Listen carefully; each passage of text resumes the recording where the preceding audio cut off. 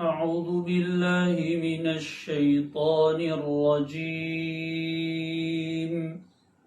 بسم الله الرحمن الرحيم. وإذ ابتلى إبراهيم ربه بكلمات فأتمهن قال إني جاعلك للناس إماما قال ومن ذريتي قال لا ينال عهد الظالمين. وقال الله تبارك وتعالى رب هب لي من الصالحين فبشرناه بغلام حليم فلما بلغ معه السعي قال يا بني إني أرى في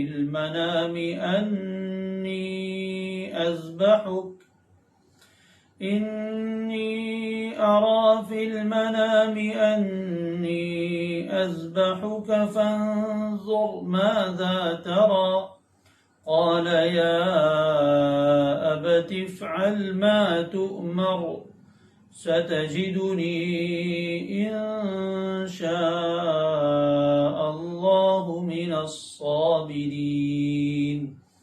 فلما أسلما وتله للجبين وناديناه أن يا إبراهيم قد صدقت الرؤيا إنا كذلك نجزي المحسنين إن هذا لهو البلاء المبين وفديناه بذبح عظيم وتركنا عليه في الآخرين سلام على إبراهيم كذلك نجزي المحسنين إنه من عبادنا المؤمنين.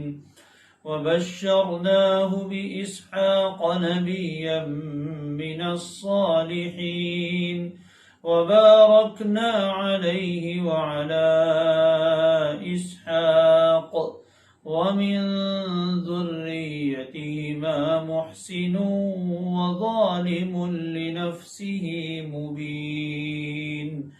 صدق الله العظيم.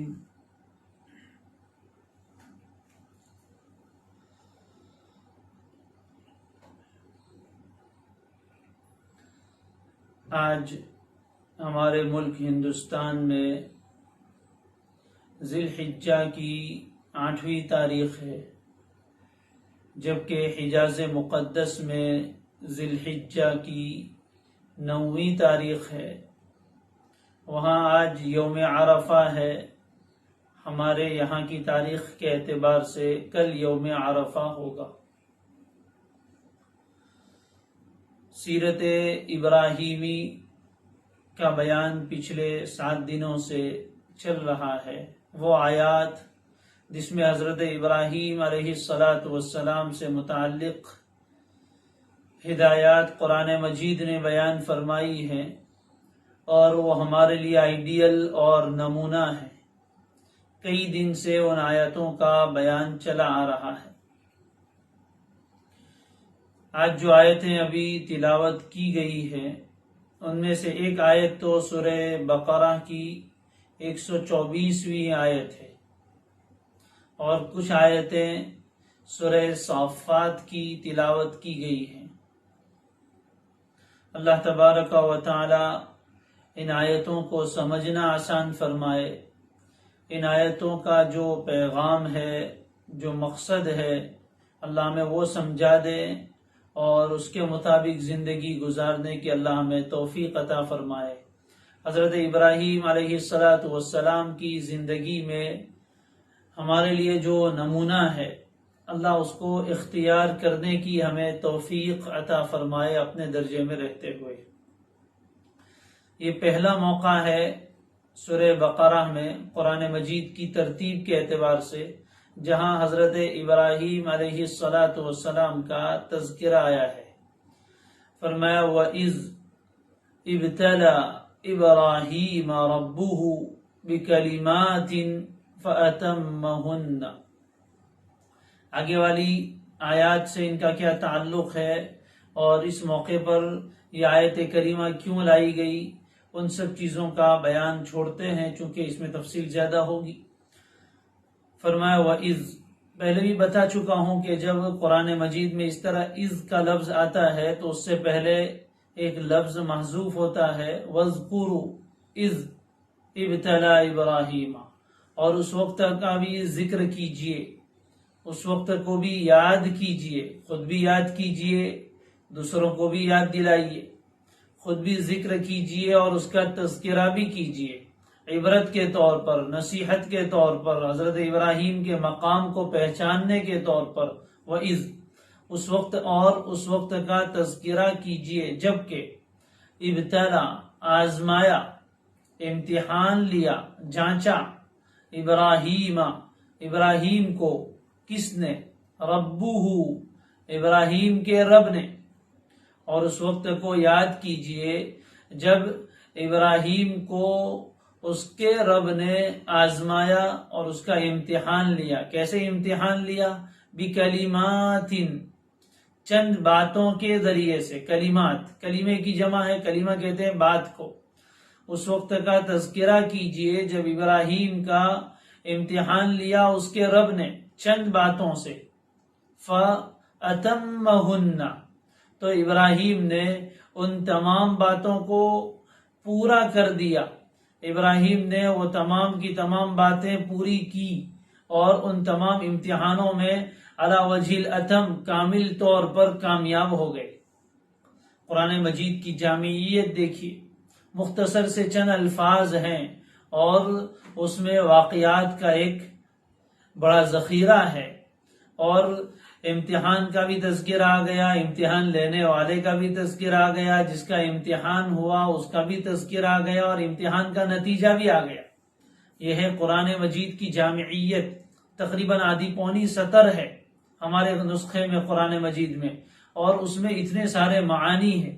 وَإِذْ ابْتَلَى إِبْرَاهِيمَ، ابتلا اور آزمائش، امتحان کا بھی ذکر ہے، امتحان لینے والے کا بھی ذکر ہے، ربہ، کس کا امتحان لیا اس کا بھی تذکرہ ہے، ابراہیم، اور کیسے امتحان لیا، بکلمات، وہ بھی ہے، اور امتحان کا نتیجہ کیا ہوا، فَأَتَمَّهُنَّ، اس کا بھی تذکرہ ہے۔ اتنی بات تو ہم سب جانتے ہیں کہ حضرت ابراہیم علیہ السلام کو اللہ تعالیٰ نے بہت اونچا مقام اور مرتبہ عطا فرمایا، امامت اور پیشوائیت عطا فرمائی، آپ کو اللہ تعالیٰ نے مقتدا بنایا، اور ان کی سیرت کو رہتی دنیا تک کے انسانوں کے لیے آئیڈیل اور نمونہ بنایا۔ اللہ تعالیٰ نے حضرت ابراہیم کو اپنا خلیل بنایا، وَاتَّخَذَ اللَّهُ إِبْرَاهِيمَ خَلِيلًا، اللہ نے ابراہیم کو اپنا خلیل بنایا، اپنا دوست بنایا۔ خلیل، یہ دوستی کی انتہا ہے۔ خلیل اصل میں اس دوست کو کہتے ہیں جس کی محبت دل کے بہت اندر تک پیوست ہو گئی ہو، اس کو کہتے ہیں خلیل۔ حضرت ابراہیم بھی اللہ تعالیٰ کے ایسے ہی دوست تھے کہ ابراہیم کے دل میں اللہ تعالیٰ کی محبت بہت اندر تک اتر گئی تھی، یہ خلت کا مقام و مرتبہ دیا اور اپنا خلیل بنایا۔ حضرت ابراہیم کے اتنے اونچے مقامات اور مراتب رہتی دنیا تک کے انسانوں میں، ان کی نیک نامی، یہ سارے جو فضائل اللہ تعالیٰ نے حضرت ابراہیم کو عطا فرمائے وہ ایسے ہی نہیں دے دیے۔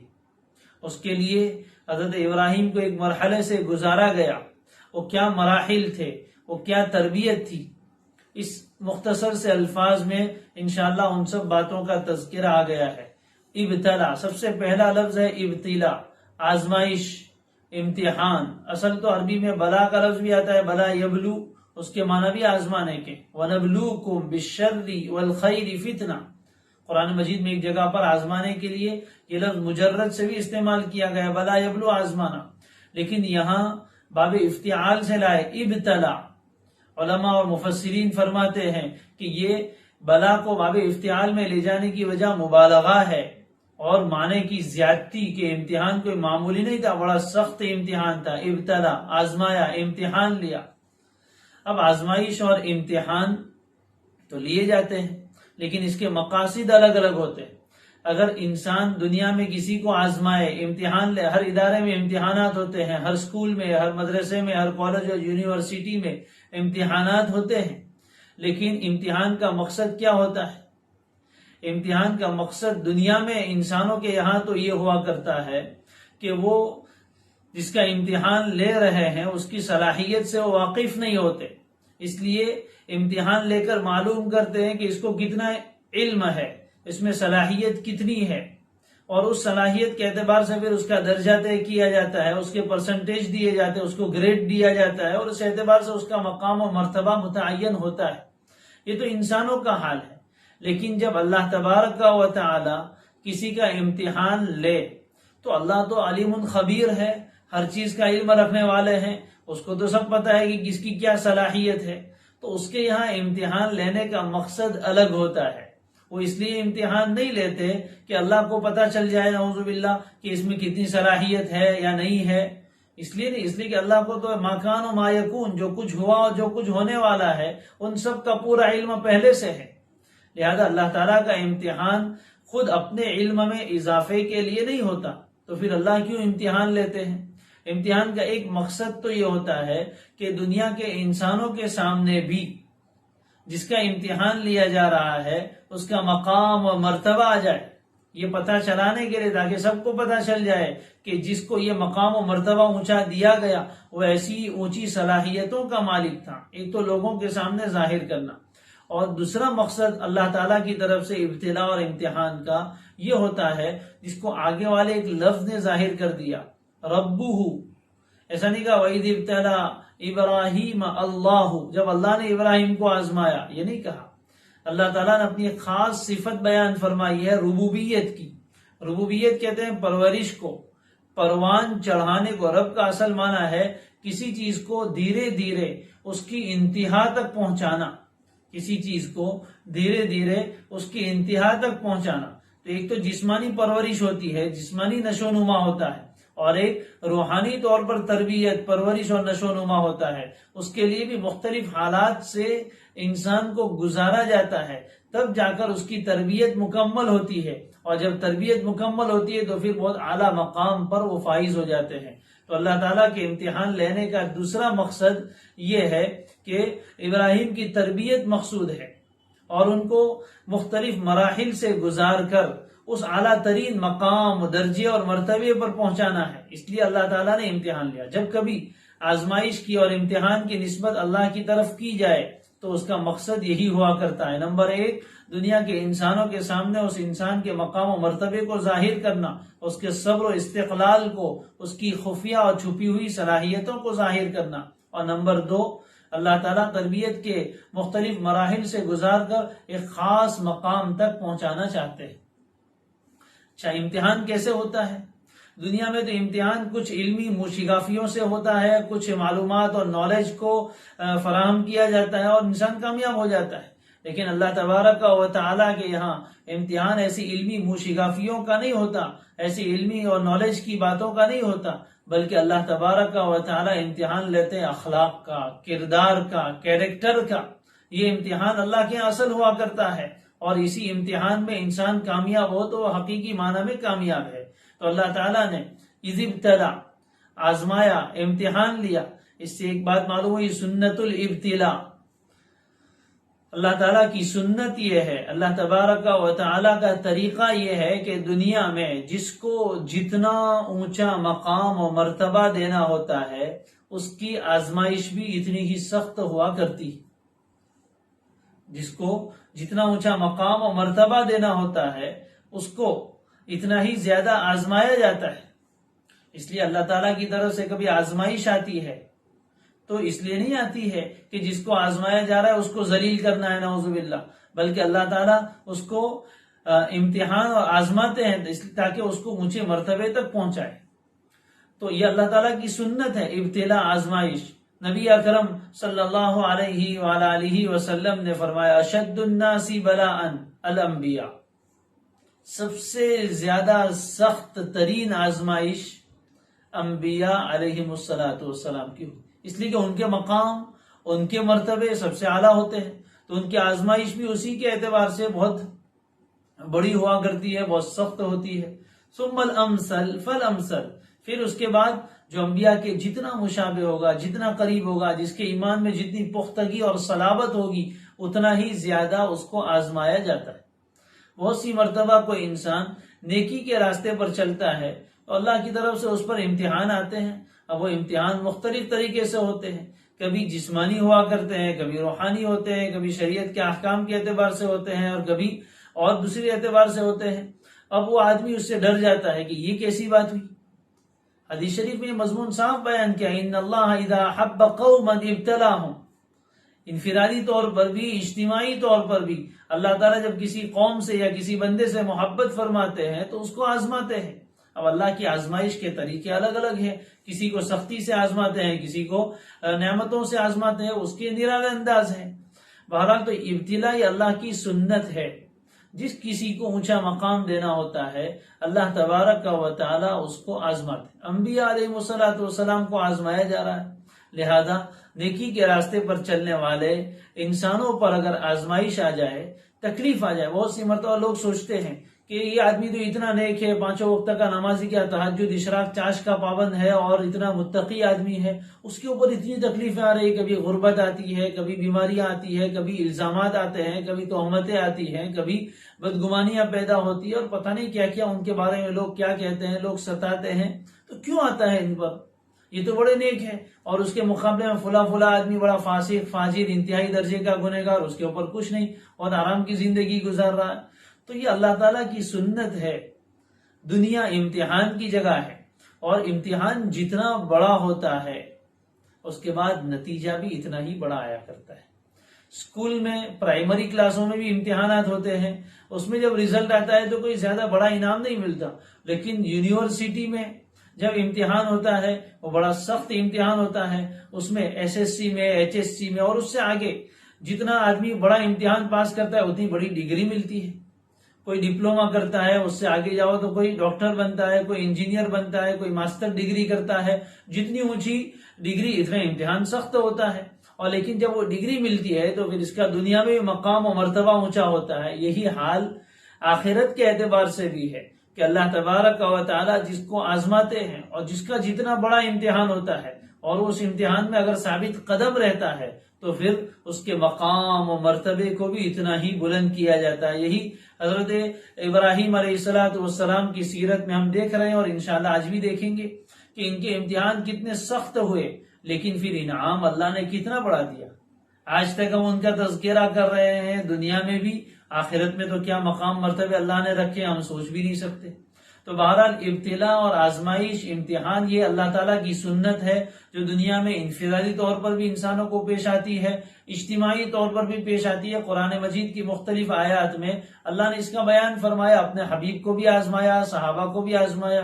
البتہ یہ بات بیان فرمائی ہے کہ جس کا یبتلی الرجل بقدر دینہ، انسان کو اس کے دین کے بقدر آزمایا جاتا ہے۔ دین و ایمان میں انسان جتنا پختہ، اس کی آزمائش بھی اتنی ہی زیادہ ہوتی ہے۔ جو کمزور ہے ان کے لیے آزمائش بھی کمزور ہوتی ہے۔ بہرحال وَإِذِ ابْتَلَى إِبْرَاهِيمَ، ابراہیم کو پہلے لے آئے، حالانکہ عربی کے قاعدے کے اعتبار سے ابراہیم تو مفعول ہے، اس کو بعد میں آنا چاہیے اور فاعل کو پہلے آنا چاہیے، لیکن حضرت ابراہیم کے بلند مقام کو، ان کی عظمت شان کو ظاہر کرنے کے لیے اللہ نے ابراہیم کو پہلے ذکر کر دیا، اور اس کے بعد پھر فرمایا ربہ، رب کی نسبت بھی ابراہیم کی طرف کر دی کہ کون ہے ابراہیم؟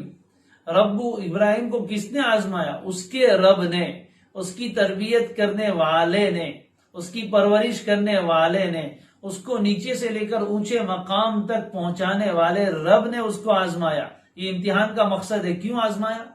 تربیت کے لیے۔ تو اللہ تعالیٰ کی طرف سے جو حالات آتے ہیں نا، کبھی تکلیف کے حالات آتے ہیں، کبھی بیماری، کبھی غربت، اور کبھی لوگوں کی طرف سے طعنے اور الزامات، یہ حالات اللہ کی طرف سے تربیت کے لیے ہوتے ہیں۔ اس میں انسان کا باطن بنتا ہے، اس میں انسان صبر کے اعلیٰ درجے پر پہنچتا ہے، شکر کے اعلیٰ درجے پر پہنچتا ہے، اللہ کے فیصلے پر رضامندی کے اعلیٰ درجے پر پہنچتا ہے، تواضع و انکساری کے اعلیٰ درجے پر پہنچتا ہے۔ یہ باطنی جو صفات ہیں، یہ صفات اس امتحان کے بغیر پیدا نہیں ہو سکتی، یہ اللہ کی سنت ہے، اس کے بغیر کوئی چارہ نہیں ہے، ہر انسان کو امتحان سے گزرنا ہی گزرنا ہے۔ تو فرمایا ابراہیم ربہ، ابراہیم کو آزمایا اس کے رب نے، اس کے رب نے۔ تو آزمائش ربوبیت کے لیے ہوتی ہے، اور انبیاء علیہم السلام کے پیش نظر اللہ تعالیٰ کی یہ صفت ربوبیت بہت اعلیٰ درجے میں ہوتی ہے، اسی لیے اپنی دعائیں ربنا ربنا ربنا سے مانگتے ہیں۔ تو اللہ تعالیٰ کی صفت ربوبیت پر نظر ہونی چاہیے۔ جب کبھی ایسے حالات پیدا ہو اور ہمارے پاس بھی امتحان آئے تو ہم اللہ تعالیٰ کی اس ربوبیت کی صفت کا اپنے سامنے دھیان رکھیں کہ یہ میرے رب نے حالات بھیجے ہیں جو میری تربیت کرنے والا ہے۔ چھوٹی سی مثال یوں سمجھیے کہ کوئی بڑا استاد ہے، کوئی بڑا مربی ہے جو اپنے کسی بچے کی تربیت کرتا ہے، تو اس کو بھی مختلف مراحل سے گزارتا ہے، کبھی کھانے کے اعتبار سے اور کبھی اوقات کی ٹائمنگ کے اعتبار سے اس کو مختلف، کبھی تکلیف بھی آتی، بظاہر ناگوار حالات بھی اس کو پیش آتے ہیں، اور اس کو اتنا زیادہ کام دیا جاتا ہے، اتنا زیادہ کام دیا جاتا ہے، وہ بچہ اکتاتا ہے، لیکن یہ سب کام اس سے اس لیے کروایا جاتا ہے تاکہ اس کے اندر وہ حلم پیدا ہو، بردباری پیدا ہو، کبھی اس کو سختی بھی کی جاتی ہے، کبھی نرمی کی جاتی ہے، مختلف مراحل۔ اسی طرح اللہ تعالیٰ کی تربیت کے بھی مختلف مراحل ہیں۔ اللہ تعالیٰ نے اپنے انبیاء کو، ہر نبی کو کسی نہ کسی درجے میں آزمایا ہے۔ آپ اگر قرآن مجید میں انبیاء کی سیرت دیکھیں تو آپ کو اس سے بات واضح ہو جائے گی۔ کیسے آزمایا؟ بکلمات، چند باتوں سے آزمایا۔ قرآن مجید نے تو صرف اتنی بات کہی، کلمات، چند باتیں تھی جن سے اللہ تعالیٰ نے حضرت ابراہیم کو آزمایا۔ اب یہ کلمات سے کیا مراد ہے؟ حضرت ابراہیم کا امتحان کیسے ہوا؟ اس سلسلے میں مفسرین کے مختلف اقوال ہیں، صحابہ کے بھی اور تابعین کے بھی۔ بعض حضرات نے فرمایا کہ اس سے مراد حضرت ابراہیم کو جو احکام دیے گئے، کچھ اوامر اور کچھ نواہی، یعنی کچھ کرنے کے کام اور کچھ نہ کرنے کے کام دیے گئے، وہ مراد ہے۔ چنانچہ بعض علماء نے وہ 10 چیزیں شمار کروائی ہیں جس کو سنن فطرت کہتے ہیں، جس کے تعلق عام طور پر بدن کی صفائی وغیرہ سے ہیں۔ وہ ان باتوں میں آزمائنی، ان کاموں کا حکم دیا، اور حضرت ابراہیم نے ان احکام کو علی وجہ الاتم، مکمل طور پر پورا کیا۔ بعض حضرات فرماتے ہیں دوسری کچھ صفات ہیں جو قرآن مجید کے مختلف مقامات پر بیان کی گئی ہے، ان تمام باتوں کا حضرت ابراہیم علیہ السلام کو حکم دیا گیا ہے۔ 30 باتیں غالباً حضرت عبداللہ ابن عباس رضی اللہ تعالی عنہما جو رئیس المفسرین ہے، وہ فرماتے ہیں کہ قرآن مجید میں 3 مقامات پر 10 الگ الگ صفتیں بیان فرمائی گئی۔ ان 30 صفات کا حکم حضرت ابراہیم کو دیا گیا تھا، اور انہوں نے ان 30 صفات کو اپنے اندر پیدا کیا۔ وہ کون سی 30 صفات ہیں؟ ان میں سے پہلی تو 10 صفتیں وہ ہیں جن کا بیان سورہ توبہ میں آیا ہے، 11ویں پارے کے 3 رکوع میں، التائبون العابدون الحامدون السائحون الراکعون الساجدون الامرون بالمعروف والناہون عن المنکر والحافظون لحدود اللہ وبشر المؤمنین۔ یہ 10 صفات کا بیان اس آیت میں آیا ہے، جس میں توبہ سے لے کر ایمان تک کی 10 صفتیں بیان فرمائی گئی۔ ابھی میں اس کی تفصیل نہیں کرنا چاہتا ہوں، یہ 10 صفتیں۔ دوسری 10 صفتیں جو سورہ احزاب 22ویں پارے کے 2 رکوع میں ہیں، ان المسلمین والمسلمات والمؤمنین والمؤمنات والقانتین والقانتات والصادقین والصادقات والصابرین والصابرات والخاشعین والخاشعات والمتصدقین والمتصدقات والصائمین والصائمات والحافظین فروجهم والحافظات والذاکرین اللہ کثیرا والذاکرات۔ یہ 10 صفتیں۔ تو یہ 10 صفات اسلام سے لے کر ذکر کثیر تک کی، یہ صفات بھی حضرت ابراہیم علیہ السلام میں اللہ تعالیٰ نے ان کو حکم دیا تھا، اور انہوں نے ان کو بھی اپنایا۔ اور 10 صفتیں ہیں جس کا تذکرہ قرآن مجید کی کسی ایک اور آیت میں، جو میں بھول رہا ہوں ابھی، وہ 10 صفات اور ہیں جن کا تذکرہ قرآن کی ایک اور آیت میں ہے۔ ان 30 صفات کا حکم حضرت ابراہیم علیہ السلام کو دیا گیا تھا، اور انہوں نے ان کو اپنایا اور اس کو کامل درجے میں پورا کیا۔ اور تیسرا قول مفسرین کا یہ ہے کہ اس سے مراد حضرت ابراہیم علیہ السلام کو جو وہ احکام دیے گئے اللہ کی طرف سے جو بڑے مشقت والے تھے، جن پر عمل کرنا بڑا دشوار تھا، وہ کلمات سے یہاں مراد ہے۔ چنانچہ حضرت ابراہیم علیہ السلام کی زندگی اگر دیکھی جائے تو از اول تا آخر امتحان ہی امتحان ہے، بڑے سخت امتحانات، بڑے کڑے امتحانات اللہ تعالیٰ نے حضرت ابراہیم کے لیے۔ چنانچہ علماء نے ان امتحانات کو شمار کروایا، جن میں سے کچھ کا بیان ہم پیچھے کر بھی آئے ہیں۔ پہلا امتحان حضرت ابراہیم علیہ السلام کا یہ ہوا کہ انہیں ایسے معاشرے اور سماج میں، ایسی بستی میں پیدا کیا گیا جہاں ہر طرف شرک کا دورہ تھا، شرک کا آلودہ ماحول تھا، اور اس ماحول میں تنہا حضرت ابراہیم علیہ السلام کو دعوت توحید کے لیے کھڑا کیا گیا۔ ظاہر ہے کہ یہ کوئی عام کام نہیں تھا، کوئی آسان کام نہیں تھا۔ پوری قوم کے خلاف کھڑے ہو کر اکیلا نعرہ توحید بلند کرنا، اور پوری قوم کے خلاف ایک نیا طریقہ اور نظریہ پیش کرنا، اور پوری قوم کی مخالفت کو اور دشمنی کو مول لینا، یہ کوئی آسان کام نہیں تھا۔ لیکن حضرت ابراہیم کھڑے ہوئے، جس کا تفصیلی تذکرہ پیچھے آ چکا، کس طرح دلائل انہوں نے پیش کیے، قوم کو، باپ کو کیسے سمجھایا۔ تو یہ سب سے پہلا امتحان تھا کہ حضرت ابراہیم کو ایسے مشرکانہ ماحول میں بھیج کر اللہ تعالیٰ نے یہ حکم دیا کہ اب یہاں توحید کی دعوت دو۔ تو ظاہر ہے کہ یہ حکم بھی بڑا مشقت والا تھا، اس پر صبر و استقامت چاہیے، اور اس کے لیے بڑی ہمت و جرأت چاہیے، جو حضرت ابراہیم نے یہ کام علی وجہ الاتم کر کے دکھایا، اور فریضہ دعوت کو بہت کامل درجے میں پورا کیا، اور دعوت توحید کا حق ادا کر دیا۔ حضرت ابراہیم علیہ السلام نے اپنی قوم کو ہر اعتبار سے سمجھایا، اور ان کا غلط اور باطل ہونا پورے طور پر واضح کیا، اور صاف الفاظ میں برات کا بھی اظہار کیا۔ تو یہ دعوت توحید، یہ سب سے پہلا امتحان تھا کہ پورے مخالف ماحول میں کھڑے ہو کر باپ کے ساتھ اور اپنی پوری قوم کے ساتھ دشمنی مول لینا، اور ان کو دعوت توحید دینا، یہ کام اس امتحان میں حضرت ابراہیم مکمل پورے اترے۔ جب یہ دعوت کے بعد پھر دوسرا امتحان کیا آیا، اس کے بعد وہ مرحلہ آیا جو قرآن میں ہم پیچھے پڑھ کر آئے، کہ جب بادشاہ کے ساتھ حضرت ابراہیم کی بات ہوئی، اور حضرت ابراہیم نے وہ کارنامہ انجام دیا بتوں کو توڑنے والا، اس کے بعد جو معاملہ ہوا وہ پیچھے پڑا کہ حضرت ابراہیم علیہ السلام کو آگ میں ڈالا گیا۔ یہ ظاہر ہے کہ بہت بڑا امتحان تھا۔ آگ میں اللہ کے لیے کود جانا اور اپنے جسم کو جلا دینا، یہ کوئی معمولی کام نہیں تھا۔ لیکن یہ تو اللہ تعالیٰ نے بعد میں حضرت ابراہیم علیہ السلام کو آگ میں ڈالے جانے سے پہلے یہ پتا نہیں تھا کہ آگ ٹھنڈی ہو جائے گی۔ ظاہر ہے کہ آگ تو دیکھ رہی تھی، انبیاء بھی انسان ہے، اور آگ دکھ رہی تھی کہ وہ کتنی سخت ہے، اور اس میں جانے کے بعد کیا انجام ہوگا وہ سمجھ سکتے تھے۔ لیکن اس کے باوجود بھی اللہ کے دین کے خاطر، اللہ کی رضا کے خاطر اس تکلیف کو برداشت کرنے کے لیے حضرت ابراہیم علیہ السلام تیار ہو گئے، اور آگ میں انہیں ڈالا گیا۔ یہ ان کا دوسرا امتحان تھا۔ یہ الگ بات ہے کہ اللہ تعالیٰ نے یا نار کونی بردن و سلاما علی ابراہیم کہہ کر آگ کے جلانے کی تاثیر کو ختم کیا، حضرت ابراہیم کی اس میں حفاظت کی، اسی آگ کو گلے گلزار بنا دیا، اور پھر صحیح سلامت حضرت ابراہیم علیہ السلام زندہ باہر آئے۔ یہ دوسرا امتحان تھا۔ اب یہ امتحان مکمل ہوا نہیں تھا کہ پھر جلا وطنی اور ہجرت کا حکم ہوا۔ وقال انی مہاجر الی ربی، اپنے آبائی وطن کو چھوڑنا، یہ بھی بڑا سخت امتحان تھا۔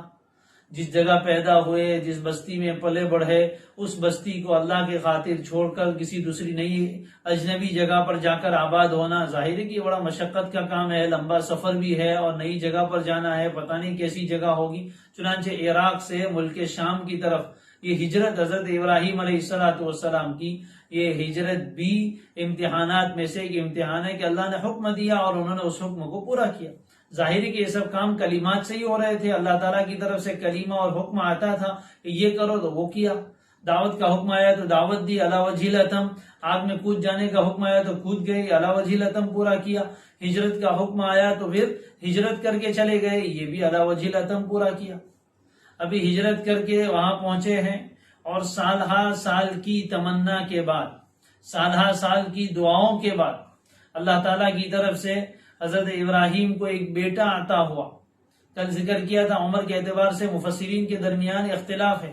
بعض حضرات فرماتے ہیں کہ حضرت اسماعیل کی پیدائش کے وقت حضرت ابراہیم کی عمر 99 سال تھی. بعض مفسرین فرماتے ہیں کہ 86 سال تھی.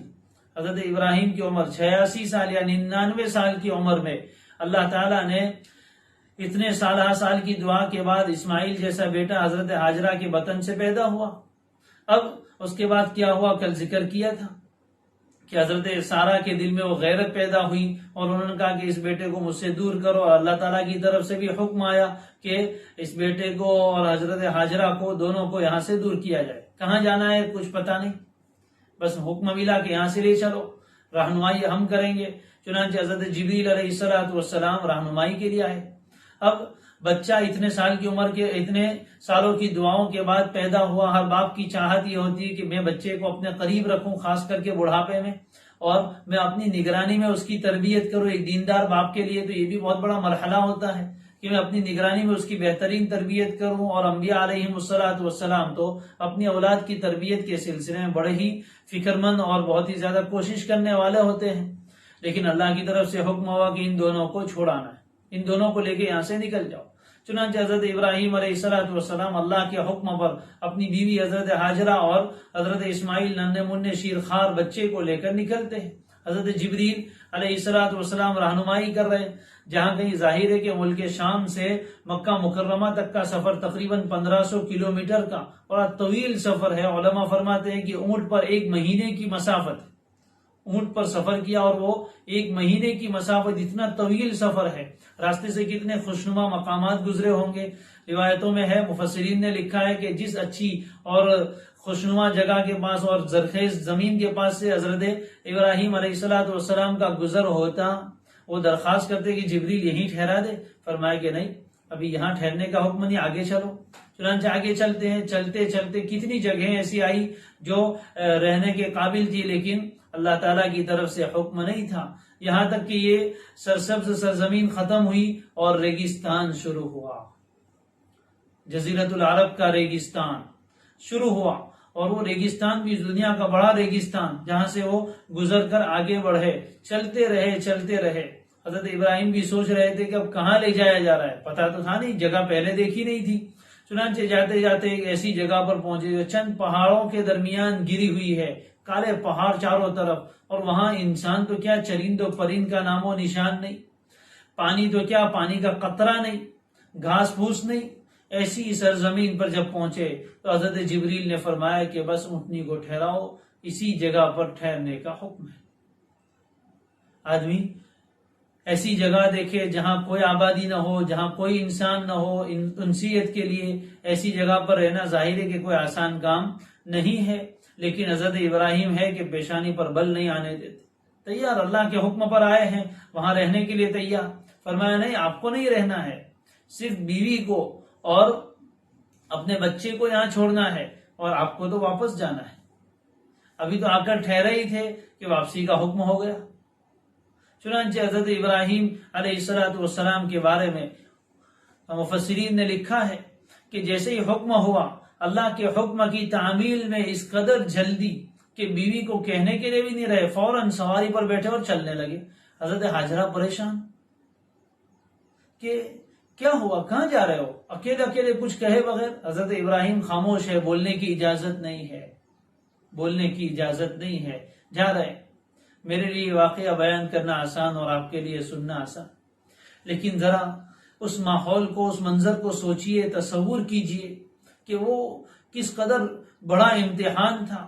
ایسے چھوٹے بچے کو اور بیوی کو تنے تنہا اکیلا چھوڑ دینا، اور وہ بھی ایسی جگہ جہاں کوئی نہ ہو، ایک عورت ذات اور چھوٹا سا بچہ، اس کو چھوڑ کر چلے جانا جہاں کھانے پینے کا بظاہر کوئی انتظام نہیں ہے.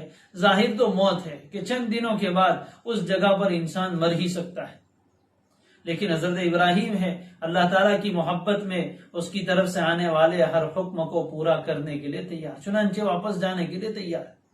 سوچئے ذرا حضرت ہاجرہ کے دل پر کیا گزر رہی ہوگی. اسماعیل تو ننھے منھے ہیں، ان کو تو کچھ پتا نہیں، لیکن حضرت ہاجرہ عورت ذات ہے، اپنے شوہر کو چھوڑ رہی ہے، جدائی کا غم.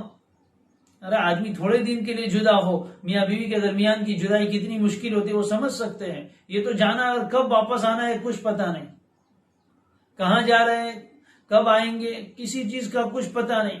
حضرت ہاجرہ پیچھے پیچھے چل رہی ہے، حضرت ابراہیم آگے پوچھ رہے کہاں جا رہے ہو، کئی مرتبہ سوال کیا لیکن حضرت ابراہیم کچھ جواب نہیں دیتے. آخر وہ بھی ایک پیغمبر کی بیوی تھی اور نبوت کے گھرانے میں وقت گزارا تھا. اللہ تبارک و تعالیٰ کے اشارات کو اور اس کی حکمتوں کو سمجھتی تھی. فوراً دل میں آیا کہ اللہ کے حکم پر ہمیں چھوڑ کر جا رہے ہو. حضرت ابراہیم نے سر ہلایا کہ جی ہاں. تب حضرت ہاجرہ نے وہ جملہ کہا اذن لا یضیعون اللہ، اگر بات ایسی ہے اللہ کے حکم پر چھوڑ کر جا رہے ہیں تو اللہ تعالیٰ ہمیں ہرگز ضائع نہیں کرے گا. چنانچہ حضرت ابراہیم علیہ السلام تو بیوی کو اور بچے کو یہاں چھوڑ کر روانہ ہو گئے. پانی کا ایک مشکیزہ اور کھجور کا ایک تھیلا کتنے دن چلتا، اور وہاں نہ کوئی چھپر. بعض روایتوں میں ہے کہ چھپر ڈال کر کچھ رہنے کا انتظام کر گئے تھے، 4 لکڑے کھڑے کر کے اس پر کچھ چھپر ڈال دیا تھا جس سے ان کے لیے سائے کا انتظام ہو جائے. لیکن اکیلے ذرا سوچئے کہ حضرت ہاجرہ پر کیا گزری ہوگی جب رات کا اندھیرا چھایا ہوگا، چاروں طرف کالے پہاڑ، انتہائی اندھیرا. خوف کس قدر ہوگا اور کس قدر آدمی تنہائی محسوس کرتا ہے. ہاں یہ سب قربانیاں دلوائی گئی. ظلم نہیں تھا، یہ تربیت کے مراحل تھے.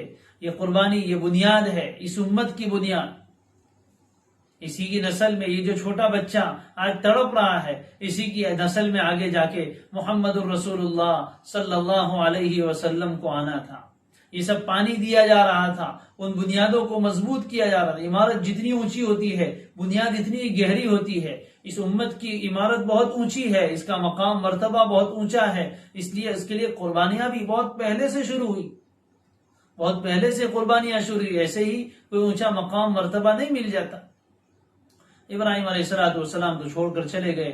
یہ ہجرت بعد الہجرت، یعنی ایک ہجرت تو پہلے ہوئی ملک شام کی طرف، اس کے بعد پھر یہ دوسری ہجرت. یہ بھی امتحان. پہلا امتحان دعوت توحید مشرکانہ ماحول میں، دوسرا امتحان آگ میں ڈالا جانا، تیسرا امتحان ملک عراق سے ملک شام کی ہجرت، اور چوتھا امتحان ملک شام سے ملک مکہ کی ہجرت جو اپنی بیوی اور بچے کو چھوڑنے کے لیے تھی. حضرت ابراہیم کے دل پر بھی کیا گزر رہی ہوگی. انسان تھوڑے دن کے لیے گھر سے باہر ہو اور تھوڑی دیر کے لیے فون نہ لگے، پریشان ہو جاتا ہے کہ گھر میں کیا حالات ہوں گے. وہاں تو اطلاع کی اور رابطے کی کوئی شکلیں ہی نہیں تھی. بس پتہ نہیں آئندہ ملاقات بھی ہوگی یا نہیں، واپس لوٹ کر آئیں گے تو بیوی بچے ہوں گے یا موت کا شکار ہو چکے ہوں گے، کچھ پتہ نہیں. ایسی حالت میں اللہ کے لیے چھوڑ کر چلے جانا، وہ بھی خوش دلی کے ساتھ اللہ کے حکم کو گوارا کر لینا، یہ کتنا بڑا امتحان ہے اور کتنی بڑی کامیابی ہے. حضرت ابراہیم اس امتحان میں بھی پورے اترے اور چھوڑ کر چلے گئے. پھر کیا ہوا وہ تو گزشتہ کل بیان کیا تھا. حضرت ہاجرہ کی سیرت ایک مستقل عنوان ہے. اللہ تعالیٰ نے کیسے انتظام کیا اور پھر کیسے وہاں آبادی بڑھی اور مکہ کیسے شہر بن گیا، وہ باتیں کل ذکر کی تھی. اب اس کے بعد اصل امتحان شروع ہوا جو ان دنوں کا خاص پیغام ہے کہ حضرت ابراہیم علیہ السلام آ رہے تھے، کبھی کبھار آتے، اللہ کی طرف سے جب اجازت ہوتی تو ملاقات کے لیے آتے، پھر چلے جاتے. اب یہ بچہ جو شیرخوار تھا، دودھ پیتا ہوا تھا، وہ بھی بڑھنے لگا، پروان چڑھنے لگا. قرآن مجید نے اس کے بعد والے امتحان کو سورہ صافات میں بیان فرمایا ہے. رب ہب لی من الصالحین، اے میرے رب مجھے ایسا بیٹا عطا فرما جو صالحین میں سے ہو، نیک لوگوں میں سے ہو. صالح بچے کی دعا مانگی. اللہ تعالیٰ نے فبشرناہ بغلام حلیم، ہم نے ابراہیم کو خوشخبری سنائی ایسے لڑکے کی جو بڑا بردبار ہوگا، صبر کے اعلیٰ ترین مقام پر. پہلے ہی حلیم کہہ کر اشارہ کر دیا تھا کہ یہ بچہ کوئی معمولی نہیں ہوگا، وہ ایسا حلیم ہوگا، ایسا بردبار ہوگا، ایسا صبر کرنے والا ہوگا جو حلم کی، بردباری کی اور صبر کی ایک مثال قائم کرے گی. چنانچہ یہ بچہ پلتے بڑھتے بڑا ہونے لگا. قرآن آگے کہتا ہے فَلَمَّا بَلَغَ مَعَهُ السَّعْيَ، جب وہ بچہ یہ غلام حلیم ابراہیم کے ساتھ چلنے پھرنے کی اور دوڑنے کودنے کی عمر کو پہنچا. عمر کتنی تھی اس سلسلے میں بعض علماء فرماتے ہیں کہ 13 سال کی عمر تھی، اور بعض فرماتے ہیں کہ بالغ ہو چکے تھے. بہرحال یہی عمر بعض مفسرین نے ذکر فرمائی ہے. قرآن تو یہ کہتا ہے کہ جب وہ چلنے پھرنے کی اور دوڑنے کی عمر کو پہنچ گئے، یعنی بچہ بڑھ گیا، اب ماں باپ کے دل میں اس کی محبت اور زیادہ بڑھنے لگتی ہے. کیوں؟ اس لیے کبھی بڑھاپے کا سہارا بن گیا، باپ کے کاموں میں ہاتھ بٹانے لگا. اس وقت باپ کو اپنے بچے کے بارے میں اور زیادہ محبت ہو جاتی، اور زیادہ فکر لامنگیر ہوتی ہے، لاحق ہوتی ہے. تب یہ بچہ بھی خود کفیل ہوگا، میرا سہارا بنے گا. اور انبیاء کے لیے تو دین کے کاموں میں سہارا یہ بہت بڑا سہارا ہوتا ہے، اور اسی لیے وہ عام طور پر بچے کی دعا بھی کرتے ہیں. فلما بلغ معه السعي، اب امتحان آیا. جب وہ بچہ ابراہیم کے ساتھ چلنے پھرنے کی اور دوڑنے کی عمر کو پہنچ گیا، قال، تو پھر کیا ہوا؟ اس کو قرآن بیان کرتا ہے. اللہ تعالیٰ کی طرف سے امتحان آ گیا. خواب دیکھ رہے ہیں. حضرت ابراہیم تو ملک شام میں ہے، وہاں خواب دیکھ رہے ہیں. خواب کیا دیکھ رہے ہیں؟ انی ارا فی المنام انی اذبحک. خواب یہ دیکھ رہے ہیں کہ خواب میں وہ اپنے بیٹے حضرت اسماعیل کے گلے پر چھری چلا رہے ہیں، ذبح کر رہے ہیں. ذبح ہوا یا نہیں وہ نہیں، بس اتنا دکھ رہا ہے کہ چھری ہے اور اسماعیل کا گلا ہے اور اس پر چھری پھیری جا رہی ہے، پھیرنے کی کوشش ہو رہی ہے. یہ خواب دیکھا. ایک مرتبہ نہیں، دو مرتبہ نہیں، علماء فرماتے 3 مرتبہ حضرت ابراہیم علیہ السلام نے یہ خواب دیکھا ہے. انبیاء کا خواب وحی ہوتا ہے. یہ بھی بہت نقطے کی اور غور کرنے کی بات ہے. حضرت ابراہیم پیغمبر ہیں.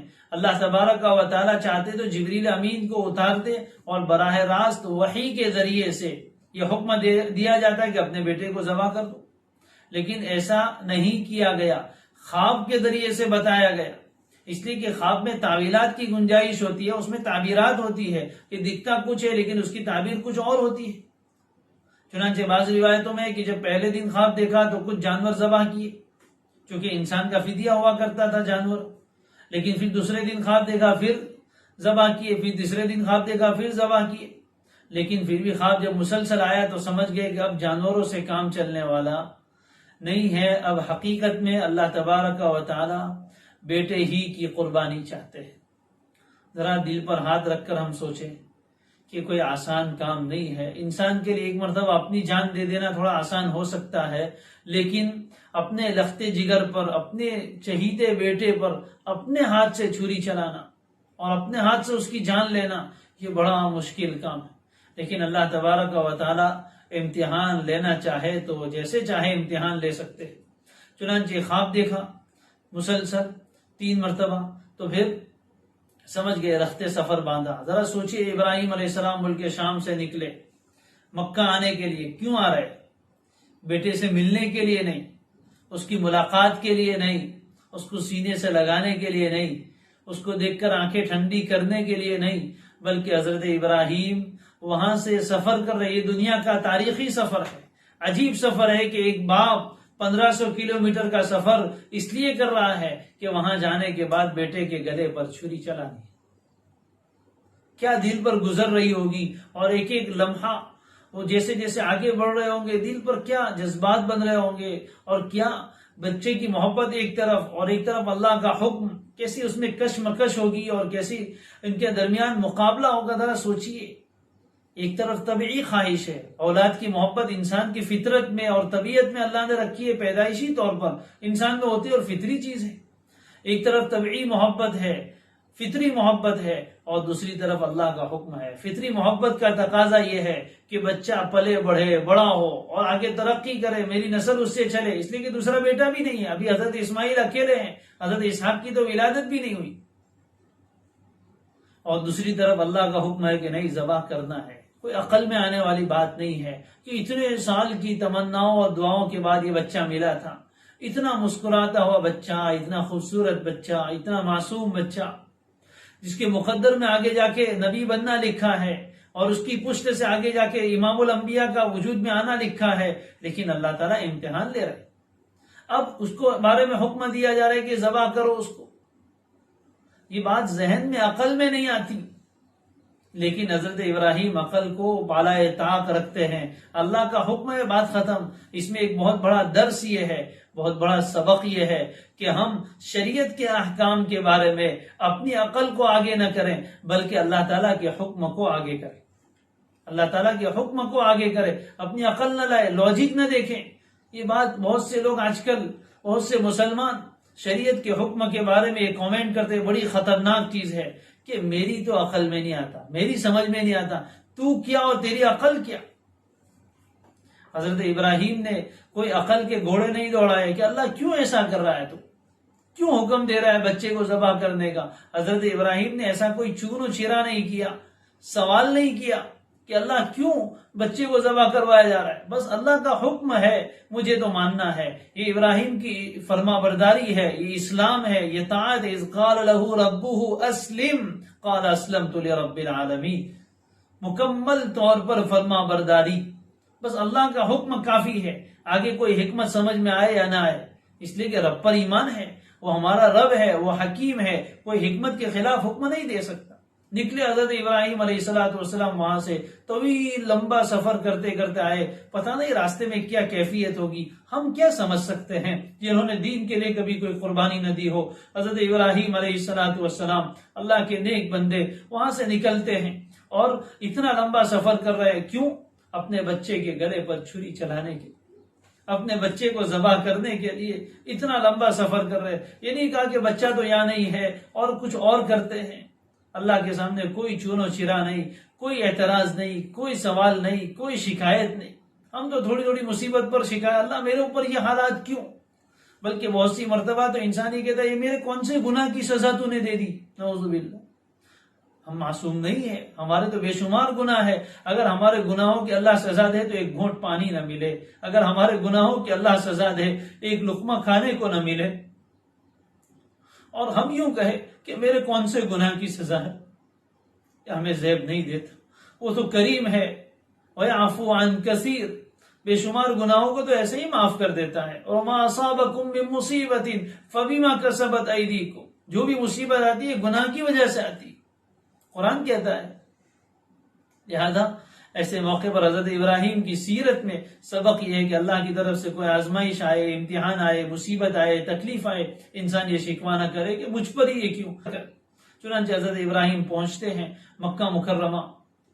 دیکھنے کے بعد حضرت اسماعیل اب بڑے ہو گئے، پہلے جب آتے تھے تب تو چھوٹے تھے، اب بڑے ہو گئے، باپ کو دیکھ کر کس قدر خوش ہوئے ہوں گے، حضرت ہاجرہ کے دل میں کیا جذبات بنے ہوں گے، اور وہ کیسا ملاپ ہوگا جو اتنے سالوں کے بعد ہو رہا ہے، اور باپ بیٹے کے درمیان، میاں بیوی کے درمیان وہ کس قدر خوشی کا مرحلہ۔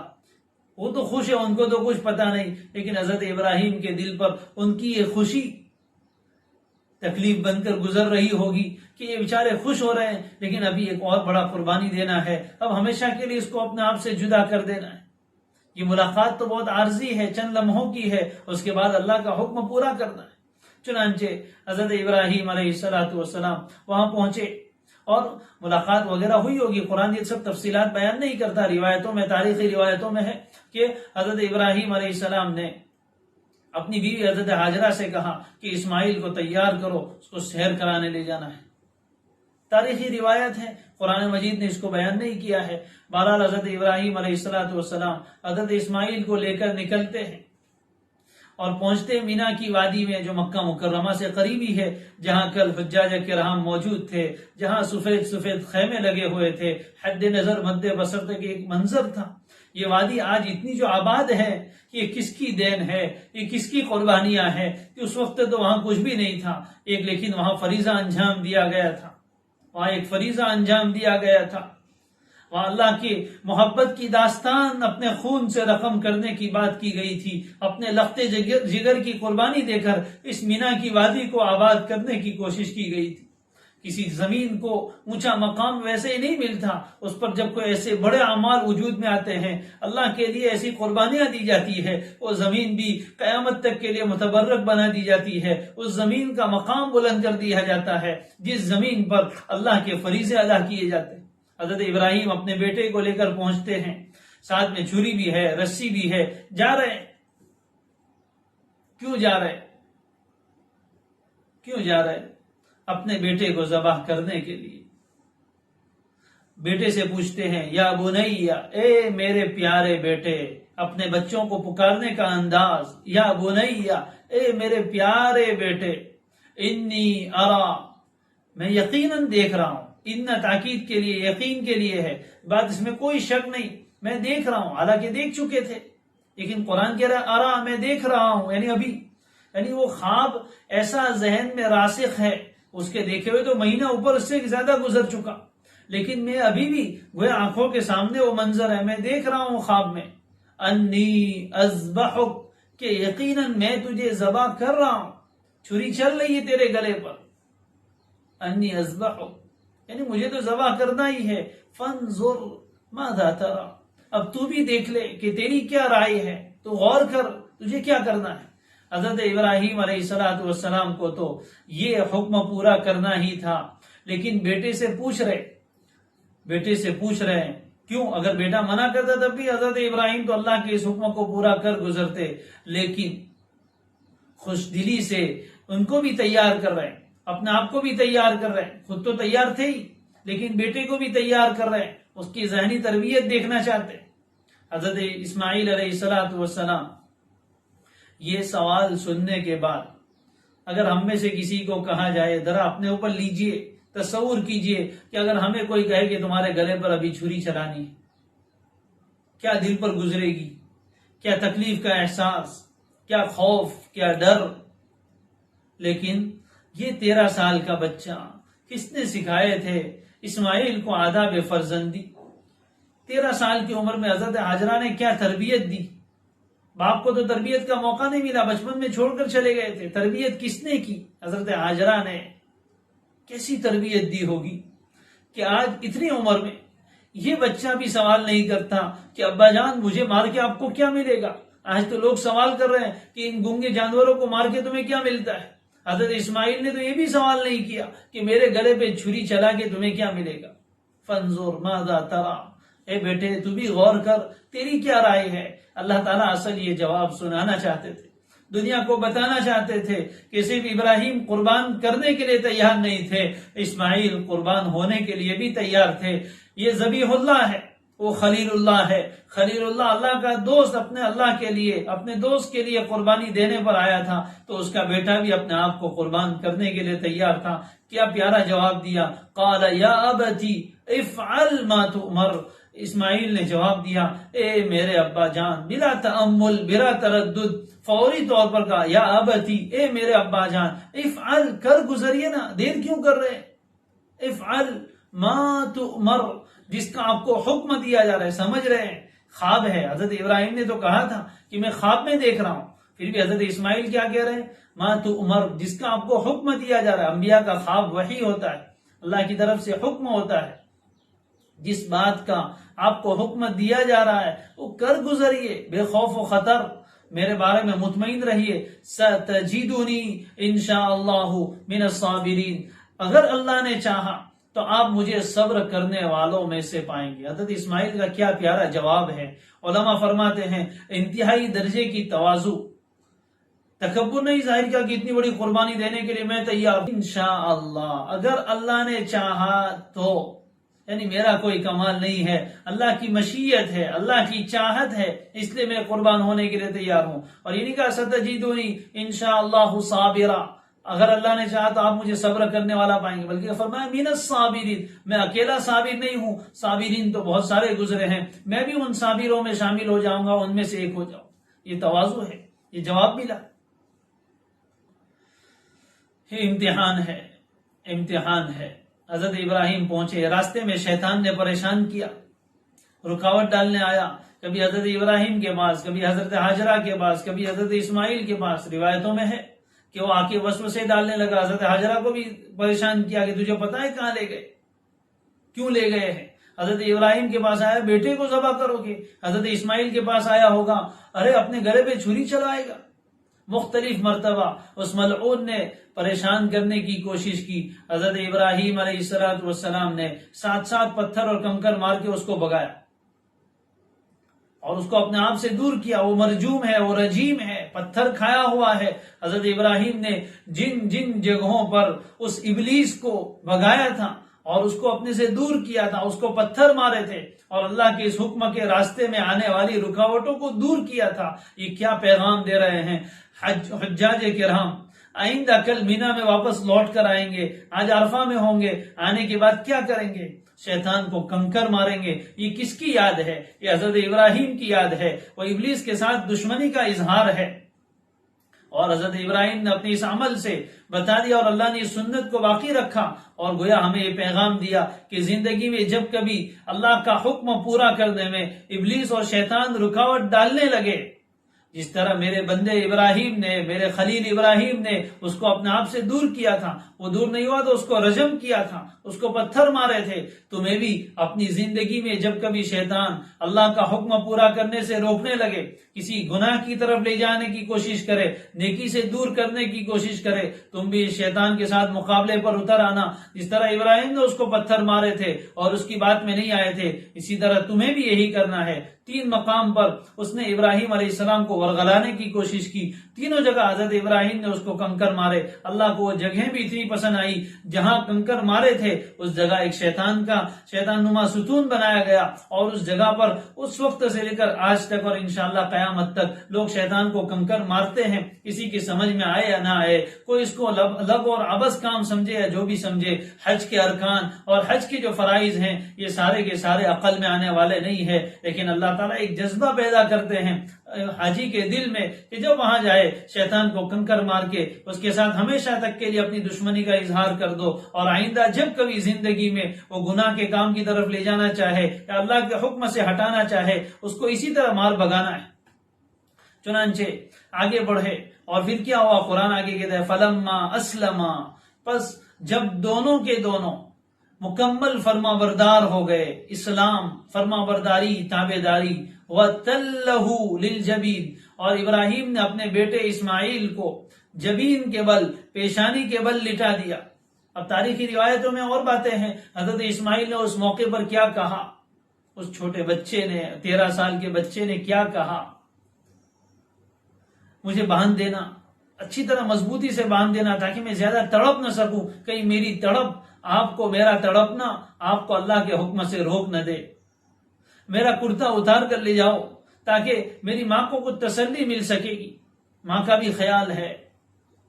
اور پھر کہا مجھے الٹا لٹاؤ، کہیں میرا چہرہ دیکھ کر باپ کی شفقت تمہارے اوپر غالب نہ جائے اور اللہ کا حکم ادا ہونے سے رہ نہ جائے۔ وَتَلَّهُ لِلْجَبِينِ، جبین کا معنی پیشانی کا ہے، بعض علماء فرماتے پیشانی کے بل لٹایا اور نیچے سے چھری چلائی، اور بعض کہتے ہیں جبین کا معنی یہ سائیڈ کا کونا ہے، اس کو جبہہ کہتے ہیں، اس کو جبین کہتے ہیں، یہ کروٹ کے بل لٹا ہے، اس لیے بعض مفسرین نے کروٹ کا ترجمہ کیا، بعضوں نے ماتھے کے بل ترجمہ کیا، بہرحال دونوں ترجمے صحیح ہے۔ وَتَلَّهُ لِلْجَبِينِ، اور اس بچے کو پیشانی کے بل لٹا دیا۔ پھر کیا ہوا؟ پھر جو ہوا وہ ہوا، اس کو بیان کرنے کی نہ کسی میں طاقت ہے نہ اس کو سننے کا کسی میں یارہ ہے، قرآن مجید نے بھی اس کو معذوف کر دیا۔ لما یہ شرط کے لیے ہے، جب ان دونوں کے دونوں نے فرمانبرداری اختیار کی اور اس کو پیشانی کے بل یا ماتھے کے بل لٹا دیا، پھر کیا ہوا اس کو قرآن نے بیان نہیں کیا۔ جزا، شرط کی جزا معذوف کر دی، کیوں؟ اس لیے کہ وہ بیان کرنا گویا کہ ناقابل بیان ہے۔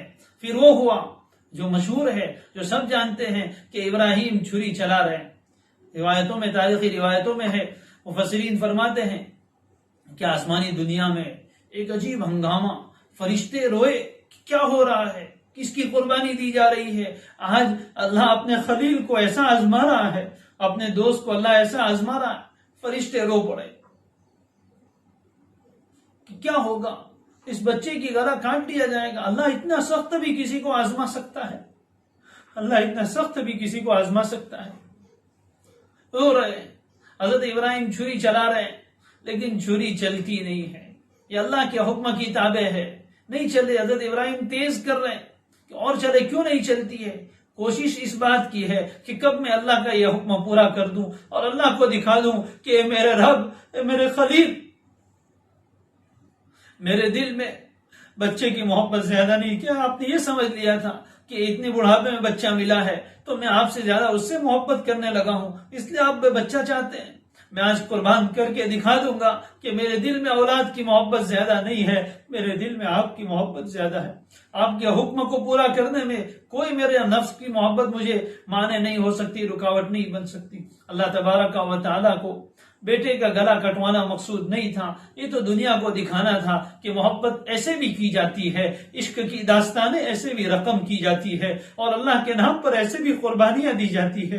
اللہ تعالیٰ حضرت اسماعیل کو ذبح کروانا نہیں چاہتے تھے، خواب میں صرف اتنا ہی دکھایا تھا کہ ذبح کرنے کی کوشش کر رہے ہیں، ذبح ہوتا ہوا نہیں دکھایا گیا تھا. لیکن حضرت ابراہیم تو یہ پوری کوشش کر چکے. جب یہ منظر پیش آیا، حضرت ابراہیم اپنی پوری کوشش کر چکے. اللہ تبارک و تعالی نے دنیا کو دکھا دیا. اللہ تو جانتے ہی تھے، دنیا کو دکھا دیا کہ میرا خلیل میرا سچا خلیل ہے، سچا دوست ہے، میرے نام پر سب کچھ نچھاور اور قربان کرنے کے لیے تیار ہے. وَنَادَيْنَاهُ أَنْ يَا إِبْرَاهِيمُ قد صدقت الرؤیا انا كذلك نجزی المحسنین. کیا پیاری ندا ہے، کیا پیاری پکار ہے. اور ہم نے پکارا اس کو، ونادیناہ، اور ہم نے پکارا اس کو، یا ابراہیم، اے ابراہیم. کیا محبت بھرا خطاب تھا.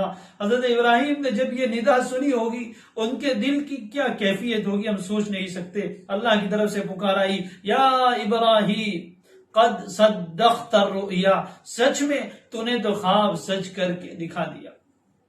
قد یہ بھی تاکید کے لیے، صدقت الرؤیا، تو نے تو یقیناً خواب سچ کر کے دکھا دیا. اللہ کی طرف سے کامیابی کا سرٹیفکیٹ اور پروانہ ملا. قرآن مجید میں آج ہم پڑھ رہے ہیں قد صدقت الرؤیا انا كذلك نجزی المحسنین. ہم نیکوکار لوگوں کو اسی طرح بدلہ دیا کرتے ہیں. اللہ خود آگے اس امتحان کے بارے میں فرماتے ہیں، ان هذا لهو البلاء المبین. یقیناً یہی بہت بڑی آزمائش تھی، کھلی آزمائش تھی. بلا کے معنی آزمائش اور مبین کے معنی کھلی انتہائی واضح امتحان اور آزمائش. وفدیناہ بذبح عظیم، اور پھر ہم نے اس بچے کے بدلے میں ایک بڑا عظیم ذبیحہ دے دیا. وہ کیا تھا؟ روایتوں میں ہے کہ وہ ایک مینڈا جبریل امین لائے تھے، جنتی مینڈا تھا، جو حضرت ابراہیم کی چھری کے نیچے آیا اور وہ ذبح ہوا.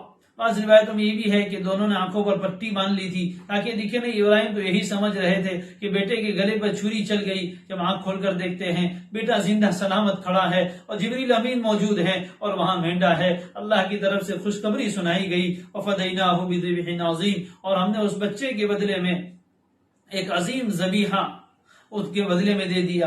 اس کو عظیم اس لیے کہا کہ قربانی بڑی عظیم تھی، اور اسی سنت کو اللہ تبارک و تعالی نے جاری فرمایا. اسی نام پر حضرت نبی اکرم صلی اللہ علیہ وسلم سے سوال کیا گیا کہ ما هذه الاضاحی یا رسول اللہ، اللہ کے رسول یہ قربانی کے جانور کیا چیز ہے، اس کی کیا حقیقت ہے؟ فرمایا سنت ابیکم ابراہیم، تمہارے والد حضرت ابراہیم کی سنت ہے، ان کا طریقہ ہے. ان کے اس طریقے کو زندہ رکھنے کے لیے ہر سال قربانی کا موقع آتا ہے. اللہ فرماتے وترکنا علیہ فی الاخرین، اور بعد میں آنے والے لوگوں کو ہم نے اسی سنت پر باقی رکھا اور اسی ذبیحے پر باقی رکھا کہ لوگ قربانی کا جانور ذبح کریں گے جس کے پاس وسعت و گنجائش ہو، اس پر قربانی واجب قرار دی گئی، اور قربانی نہ کرنے والے کو سخت ترین وعید سنائی گئی. یہ سنت ابراہیمی ہے، اس کے ذریعے سے اصل میں جذبہ ابراہیمی زندہ کرنا ہے. فلسفہ قربانی یہ ہے کہ اللہ کے نام پر بک جا، اللہ کے نام پر مٹ جا. اللہ کا حکم آئے تو اس کے سامنے اپنے سب چیزوں کو قربان کر دو. اللہ کا حکم آئے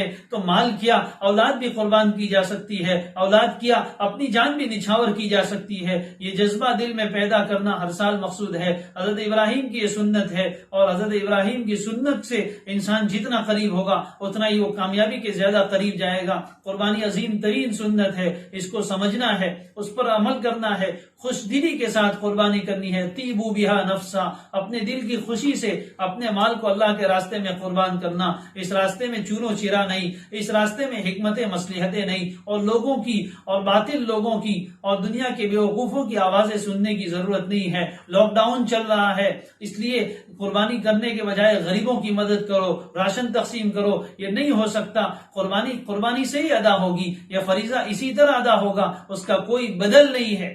قربانی کے جانور کا کوئی بدل نہیں ہے. یقین جانیے اللہ کی قسم، اگر کوئی آدمی قربانی کا ایک بکرا 10,000 روپے کا لے کر ذبح کرتا ہے اور دوسرا آدمی قربانی کے بجائے 10 کروڑ یا 10 ارب روپے اللہ کے راستے میں غریبوں پر تقسیم کرتا ہے، اس کے 10,000 کے مقابلے میں ان دنوں میں وہ صدقہ نہیں ہو سکتا. صدقات و خیرات ضرور کیجیے، اللہ نے مال دیا ہے ضرور کیجئے، غریبوں کی مدد کیجئے، راشن کی تقسیم کیجئے، غریبوں کی کفالت کیجئے، سب کچھ کیجئے، لیکن قربانی کو ذبح کر کے نہیں، قربانی کو ضائع کر کے نہیں.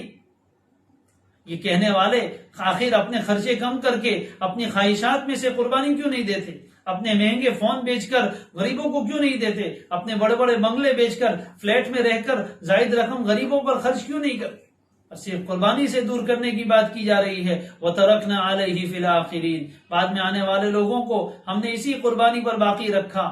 آگے اللہ فرماتے ہیں سلام علی ابراہیم، سلام علی ابراہیم، ابراہیم پر سلامتی ہو، ابراہیم کو سلام بھیجا جا رہا ہے، اور قیامت تک قرآن میں آیت پڑھی جائے گی سلام علی المرسلین، سلام علی ابراہیم، سلام علی نوح فی العالمین۔ قرآن مجید میں انبیاء نے ایسے کارنامے انجام دیے، ایسے بڑے بڑے کردار پیش کیے کہ اللہ تبارک و تعالیٰ نے ان کے اوپر سلام بھیجا۔ یہ کوئی معمولی اعزاز نہیں ہے، یہ بہت بڑا اعزاز ہے۔ اللہ فرماتے کذالک نجزی المحسنین، جو نیکوکار ہوتے ہیں، جو احسان کرنے والے ہوتے ہیں، ایسے لوگوں کو ہم اسی طرح کا بدلہ دیتے ہیں۔ ان کے نام کو بھی باقی رکھتے ہیں، ان کے کام کو بھی باقی رکھتے ہیں، ان کی سنتوں کو بھی جاری کرتے ہیں، اور دنیا میں لوگ ان کا نام محبت سے لیتے ہیں، ان کا نام لیتے ہیں دل عظمت سے بھر جاتا ہے، آنکھیں دبدبا جاتی ہے، آنسو آ جاتے ہیں۔ یہ حضرت ابراہیم کی قربانی ہے۔ آگے اللہ نے فرمایا انہ من عبادنا المؤمنین، یقیناً وہ ابراہیم ہمارے مومن بندوں میں سے تھے۔ اللہ نے ایمان کی گواہی دی، کہیں فرمایا وَإِنَّهُ لَمِنَ الصَّالِحِينَ، وہ نیکوکار لوگوں میں سے تھے۔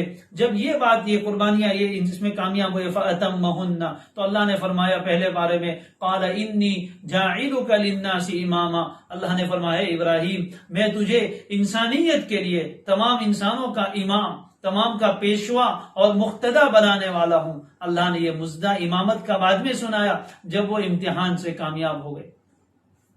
یہ درجے، امامت کے درجے، پیشوائیت کے درجے اور قوم کا مقتدا بننے کا درجہ ویسے ہی نہیں ملتا۔ یہ راستہ پر خطر ہے اور کانٹوں سے بھرا ہوا ہے، آزمائشیں آتی ہے۔ جب آدمی ان آزمائشوں کو پورا کرتا ہے اور ہر آدمی اپنے اعتبار سے، پھر اللہ کی طرف سے ایک مقام دیا جاتا ہے۔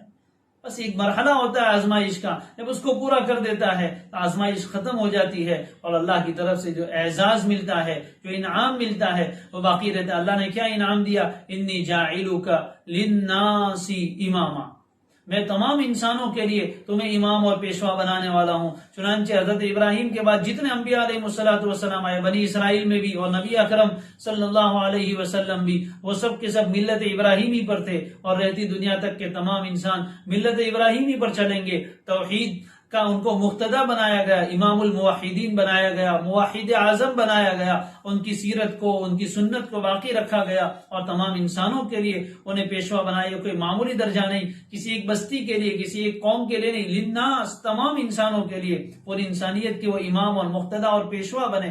قال، حضرت ابراہیم کو جب یہ مزدہ اور یہ خوشخبری سنائی گئی، فوراً کہا وَمِن ذُرِّيَّتِي، اے اللہ یہ مقام آپ مجھے تو دے رہے ہیں، لیکن میں تو فانی ہوں، اپنی زندگی ختم کر کے چلا جاؤں گا۔ وَمِن ذُرِّيَّتِي، اور میری اولاد میں سے بھی، یعنی میری اولاد میں سے بھی کچھ لوگوں کو امام بنانا، کچھ لوگوں کو دین کا مقتدا اور پیشوا بنانا۔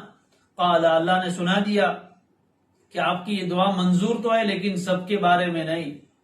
لا ینال عہدی الظالمین، یہ تو میرا آپ کے ساتھ عہد ہے کہ آئندہ آپ کی اولاد میں امام اور پیشوا اور نبی پیدا ہوتے رہیں گے، لیکن میرا یہ عہد ظالموں کو نہیں پہنچے گا، ظالموں کو شامل نہیں۔ تمہاری ذریت میں سے جو لوگ ظالم ہوں گے، ناانصافی کرنے والے ہوں گے، اور اس امامت کے جو شرائط ہے اس کو پورا کرنے والے نہیں ہوں گے، تو ان کو یہ مقام اور عہدہ نہیں دیا جائے گا۔ ہاں، جن میں صلاحیت ہوگی ان کو دیا جائے گا۔ چنانچہ ایک مدت تک بنی اسرائیل میں انبیاء کا سلسلہ جاری رہا۔